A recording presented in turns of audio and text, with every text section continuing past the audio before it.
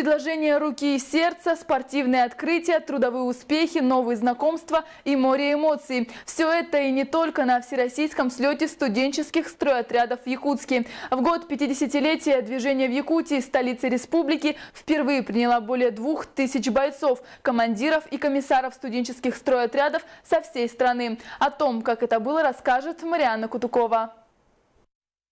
Студент третьего курса Андрей Мажаров на слете представил город Томск, хотя родился и вырос в Якутске. Он комиссар студенческого стройотряда «Каникула» Томского политехнического университета. Ребята являются победителями всероссийского проекта студенческой стройки «Космодром Восточный». Я, получается, сам был в прошлом году тоже на слете, только он был в Новосибирске.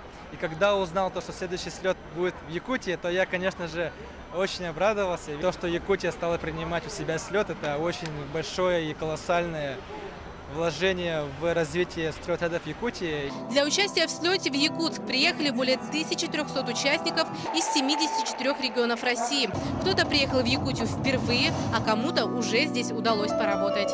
В Якутии у нас этим летом трудилось 50 человек на ЕГРС-2 из нашего университета. Остались очень довольны этим летом. Действительно, регион достаточно удаленный, очень были интересные объемы работ. К слову, эти ребята, представители Центрального федерального округа, по итогам слета второй год подряд стали победителями всероссийского конкурса профессионального мастерства «Труд-Крут». А вот в третьей спартакиаде в общекомандном зачете выиграли спортсмены Приволжского федерального округа. Отмечу, что в этом году впервые прошли соревнования по масс-рестлингу. Национальный вид спорта с этого года вошел в список обязательных дисциплин.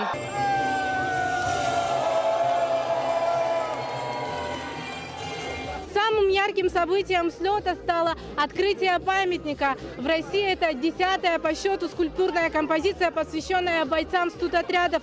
Ребята, скажите, пожалуйста, что для вас значит открытие этого памятника? Открытие его памятника в Республике Саха-Якутия означает, это дань всем бойцам, ветеранам студенческих отрядов Республики Саха-Якутия разных годов. Мероприятие, которое мы проводим, прежде всего, это большое доверие студенческой молодежи России, что это в Якутске, это дань уважения нашим стройотрядовцам. Студенческие строительные отряды в республике имеют свою историю.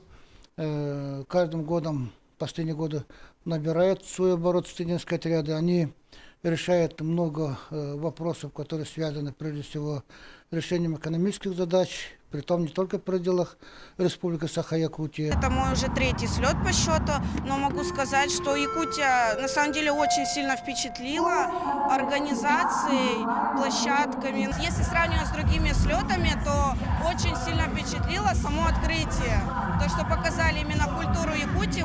Вот так в Якутске российские студенческие стройотряды подвели итоги 58-го трудового сезона. Закрытие слета не обошлось без сюрпризов. Я хочу задать тебе вопрос.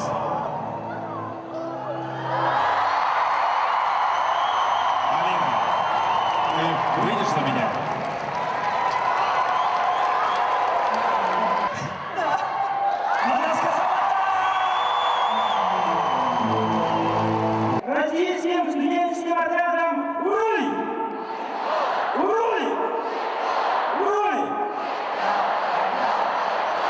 В следующем году участники всероссийского слета студенческих стройотрядов встретятся в Ростове-на-Дону. Марианна Кутукова, Владимир Павлов, Андрей Рукавишников, НВК «Саха», Якутск.